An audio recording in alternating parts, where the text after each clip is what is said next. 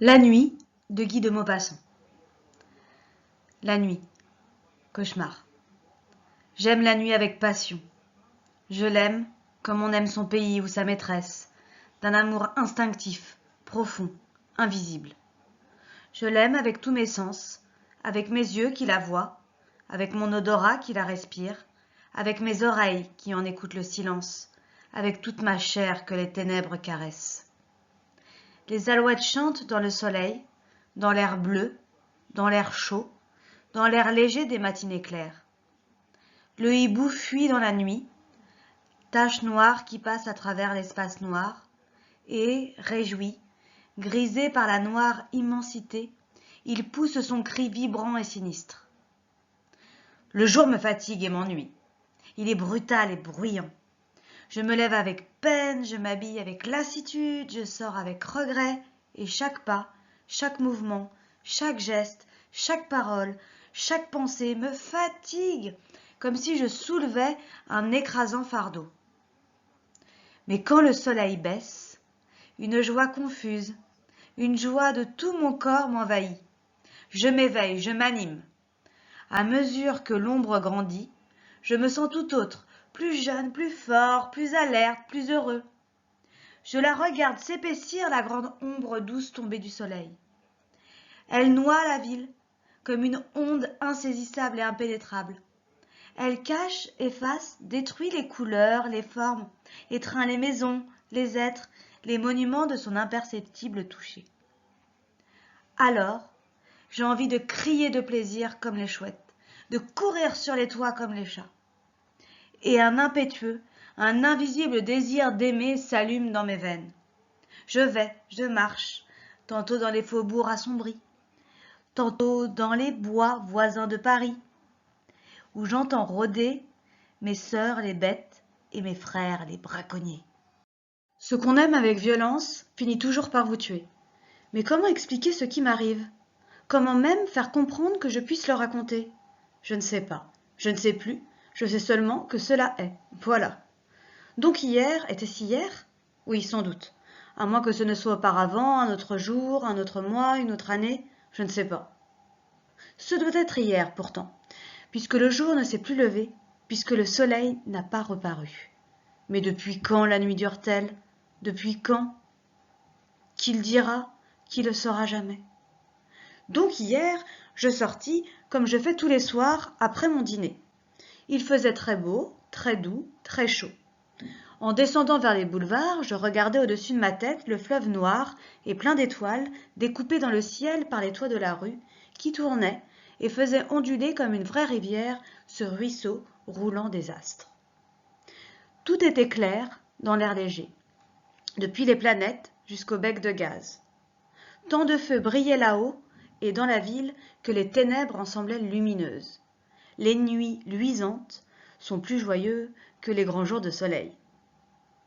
Sur le boulevard, les cafés flamboyaient. On riait, on passait, on buvait. J'entrais au théâtre, quelques instants. Dans quel théâtre? Je ne sais plus. Il y faisait si clair que cela m'attrista, et je ressortis le cœur un peu assombri par ce choc de lumière brutale sur les ors du balcon, par le scintillement factice du lustre énorme de cristal, par la barrière de feu de la rampe, par la mélancolie de cette clarté fausse et crue. Je gagnais les Champs-Élysées, où les cafés-concerts semblaient des foyers d'incendie dans les feuillages. Les marronniers, frottés de lumière jaune, avaient l'air peints, un air d'arbres phosphorescents. Et les globes électriques, pareils à des lunes éclatantes et pâles, à des œufs de lune tombés du ciel, à des perles monstrueuses, vivantes, faisant pâlir sous leur clarté nacrée, mystérieuse et royale, les filets de gaz, de vilain gaz sale et les guirlandes de verre de couleur. Je m'arrêtai sous l'Arc de Triomphe pour regarder l'avenue, la longue et admirable avenue étoilée, allant vers Paris entre deux lignes de feu et les astres là-haut, les astres inconnus jetés au hasard dans l'immensité, où ils dessinent ces figures bizarres qui font tant rêver, qui font tant songer. J'entrai dans le bois de Boulogne et j'y restai longtemps. Un frisson singulier m'avait saisi, une émotion imprévue et puissante, une exaltation de ma pensée qui touchait à la folie. Je marchai longtemps, longtemps, puis je revins. Quelle heure était-il quand je repassais sous l'Arc de Triomphe? Je ne sais pas. La ville s'endormait, et des nuages, de gros nuages noirs, s'étendaient lentement sur le ciel. Pour la première fois, je sentis qu'il allait arriver quelque chose d'étrange, de nouveau. Il me sembla qu'il faisait froid, que l'air s'épaississait, que la nuit, que ma nuit bien-aimée, devenait lourde sur mon cœur. L'avenue était déserte maintenant.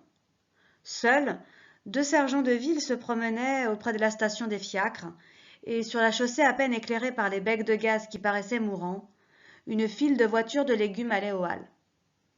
Elles allaient lentement, chargées de carottes, de navets, de choux. Les conducteurs dormaient, invisibles. Les chevaux marchaient d'un pas égal, suivant la voiture précédente, sans bruit, sur le pavé de bois. Devant chaque lumière du trottoir, les carottes s'éclairaient en rouge, les navets s'éclairaient en blanc, les choux s'éclairaient en vert. Et elles passaient, l'une derrière l'autre, ces voitures, rouges d'un rouge de feu, blanches d'un blanc d'argent, vertes d'un vert d'émeraude. Je les suivis, puis je tournai par la rue Royale et revins sur les boulevards. Plus personne. Plus de café éclairé. Quelques attardés seulement qui se hâtaient. Je n'avais jamais vu Paris aussi mort, aussi désert. Je tirai ma montre. Il était 2 heures. Une force me poussait, un besoin de marcher. J'allais donc jusqu'à la Bastille. Là, je m'aperçus que je n'avais jamais vu une nuit si sombre, car je ne distinguais pas même la colonne de Juillet, dont le génie d'or était perdu dans l'impénétrable obscurité. Une voûte de nuages, épaisse comme l'immensité, avait noyé les étoiles et semblait s'abaisser sur la terre pour l'anéantir. Je revins. Il n'y avait plus personne autour de moi. Place du château d'eau, pourtant, un ivrogne faillit me heurter, puis il disparut. J'entendis quelque temps son pas inégal et sonore. J'allais. À la hauteur du faubourg Montmartre, un fiacre passa, descendant vers la Seine. Je l'appelai. Le cocher ne répondit pas. Une femme rôdait près de la rue Drouot. « Monsieur, écoutez donc !» Je hâtai le pas pour éviter sa main tendue. Puis, plus rien. Devant le vaudeville, un chiffonnier fouillait le ruisseau. Sa petite lanterne flottait au ras du sol. Je lui demandai: « Quelle heure est-il, mon brave ?» Il grogna: « Est-ce que j'en sais? J'ai pas de montre. » Alors, je m'aperçus tout à coup que les becs de gaz étaient éteints. Je sais qu'on les supprime de bonne heure, avant le jour, en cette saison, par économie. Mais le jour était encore loin, si loin de paraître. Allons aux halles, pensai-je. Là, au moins, je trouverai la vie. Je me mis en route, mais je n'y voyais même pas pour me conduire. J'avançais lentement, comme on fait dans un bois, reconnaissant les rues en les comptant. Devant le Crédit Lyonnais, un chien grogna. Je tournai par la rue Grammont, je me perdis. J'errais, puis je reconnus la Bourse aux grilles de fer qui l'entourent. Paris entier dormait, d'un sommeil profond, effrayant. Au loin pourtant, un fiacre roulait, un seul fiacre, celui peut-être qui avait passé devant moi tout à l'heure. Je cherchais à le joindre, allant vers le bruit de ses roues, à travers les rues solitaires et noires, noires, noires comme la mort. Je me perdis encore. Où étais-je? Quelle folie d'éteindre sitôt le gaz! Pas un passant, pas un attardé, pas un rôdeur, pas un miaulement de chat amoureux, rien. Où donc étaient les sergents de ville? Je me dis: je vais crier, ils viendront. Je criais. Personne ne répondit. J'appelais plus fort. Ma voix s'envola sans écho, faible, étouffée, écrasée par la nuit, par cette nuit impénétrable. Je hurlais: « Au secours! Au secours! Au secours !» Mon appel désespéré resta sans réponse. Quelle heure était-il donc?